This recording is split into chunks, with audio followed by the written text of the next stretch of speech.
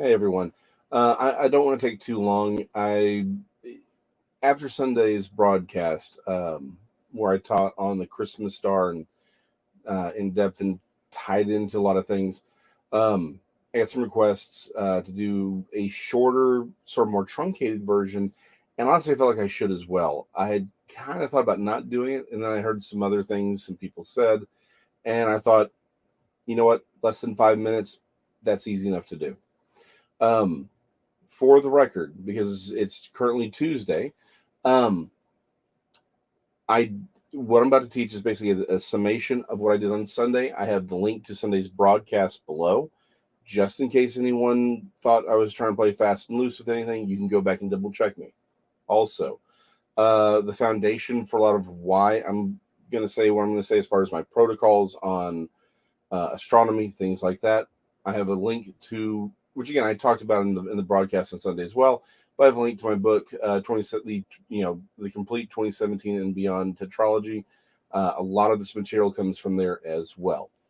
If you want to get more in depth as to why I'm going to say what I'm going to say, that's those are the best two references for it. I really wanted just to sum up the message of Sunday's broadcast because I think that's the key element here that we all need. What is it that was really trying to be conveyed to us? And like I said, that can be summed very, very shortly. Let me say from the beginning, because I do think that the election plays into this. What I'll say is, I was never given a word. That's just not who I am. So I can't speak to that directly. I will say I absolutely support and stand with the prophets who have spoken on this. They've all pretty unanimously said that Trump will win. Okay, I'm going to stand with them because they've been accurate in the past, and there are reasons to believe that they are accurate now. I will stand with them. I believe that we, particularly those of us who walk in the more prophetic circles, need to stand. I think one of the reasons we're in where that we are where we are is because as a church, writ large, we have been very, very weak. We have been passive, and we have not brought the truth. We've not stood for the truth. That's why we're here. That having been said, I do think that the conjunction on the 21st absolutely does tie into this. So, like I said, if you want more details as to why I'm saying what I'm saying, previous broadcast and the tetralogy book, you that'll answer your questions. Just to give you a tiny bit of a foundation, I'm saying this because I'm basing it off of outside of those previously referenced materials. We have the Torah readings for this past Sabbath and this coming Sabbath. There's a story told there. It's the story of Joseph going into the 14th, which was yesterday, which some weird things occurred. I think we can all admit that. But more importantly, it was a bad day. We had an eclipse, we had a comet, we had a meteor shower. Now, don't get me wrong, on and of those again, don't get into astrology. That's not what this is. But it looks like enough things kind of happens like, hey, it's a bad day.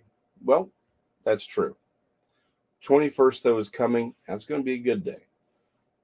But I think it's more thematic than that. I don't know if any one thing is going to occur on any particular given day. But I think this is the message. The week that we're currently in, Joseph, his story is started. He is betrayed by his brothers. He is enslaved, and then unjustly imprisoned. He interprets the dreams of the baker and the steward, but the end of the Torah reading, Joseph is still in prison. This is a dark week. I believe this is a week where we're going to see betrayals. We're going to see things that say everything's over. It's already sort of happened. Next week, though, the Sabbath reading, which is this coming Friday evening, is the story of Joseph interpreting the Pharaoh's dream of him becoming vizier, saving Egypt and the world, and more importantly, his family, from which the Christ comes. The 21st is a day when Saturn and Jupiter come into what we call conjunction. From our perspective, Jupiter moves in front of Saturn. They come so close together, they sort of become one star. The two planets become a very, very bright light. We've dubbed this the Christmas star because it's connection to Christmas, and it does happen once every 29. This one happens once every 800 years. But it also happens on the solstice, which is the darkest day of the year, the winter solstice specifically. It's the darkest day of the year. I think the message is clear. There is light in the darkness. There is victory. And it's not just, and I think we would be remiss if we were to say this is simply about Trump or the election. That's not what this is about. This is a much bigger story. The whole election thing isn't even about Trump. There's a much larger fight happening here. As Christians, as I mentioned before, we have not lived up to our own standards, our own expectations. We have not done what was necessary to really carry forth the gospel. We have not fought for justice the way we should have fought. We have not advocated for those things that were right. We certainly haven't gone after that which is evil. We have an obligation in this world to be Christians to the world. That's the message. Christ is bringing victory. Period. End of story. Personally, nationally, supernaturally, yes. But we as Christians have to advocate. We have to be strong. We have to preach justice, true justice.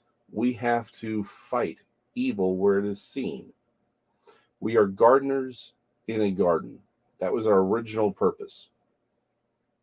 That's part of our jobs. We are kings and priests now, but that doesn't remove our need to tend the garden in which we are in. I don't know where you are tonight. Maybe you are in a prison cell. Maybe you're in a home. Maybe you're in a friend's home. Maybe you lost your home. It's been a bad year.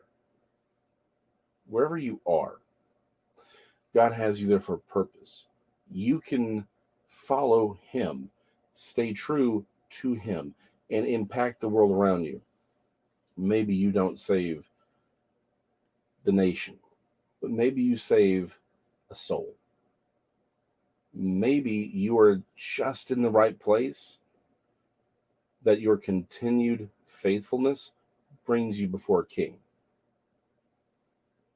All I'm saying is the message of the Christmas star, as it has been dubbed, is that Jesus wins. He brings victory over evil. This week is bad. Next week, the message is hope. The message is enduring to victory. That's the message of the Christmas star. Everything else, I'm going to let that play out. Like I said, stand with the prophets. But I think I would be remiss if I don't point out that this message is far larger than a mere election. This is really our call to arms. Theologically speaking, not to violence, but to gain our power. We are kings and priests. We are supposed to call our society into account. We haven't. We have done nothing but abdicate our power to politicians. And I don't care if you're Republican or Democrat. I don't know that abdicating the power of God to the authority of a politician was a good call. Do you? No, I didn't think so. We're supposed to rule the nations. We're supposed to judge the angels. Then we're supposed to execute that here as well. We, as Christians, have to be the adult in the room. Because let's be honest, there's no reason for politicians to be the adult in the room. We are supposed to be the light in the darkness. We're not supposed to be a part of that darkness. And that's all we've been. If we had been salt and light, I think the world would be a little bit brighter and a lot less tasteless. Just saying. I appreciate you watching this. I appreciate your time. Feel free to share this one.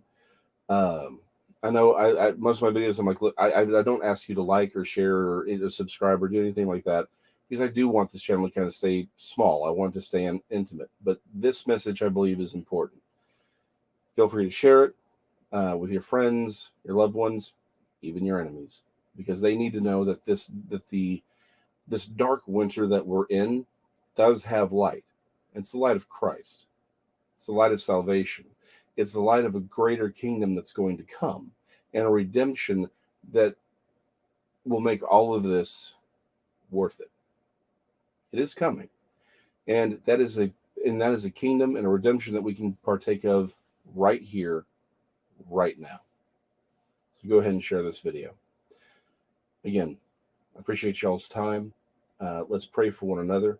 Let's pray for the nation. Let's pray for the world. There are those who are really hurting right now. We need to give the light of Christ to them and to those even that we don't know.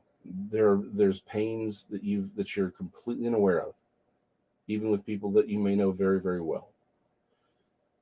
Let's bring the love that only Christ can bring to those people.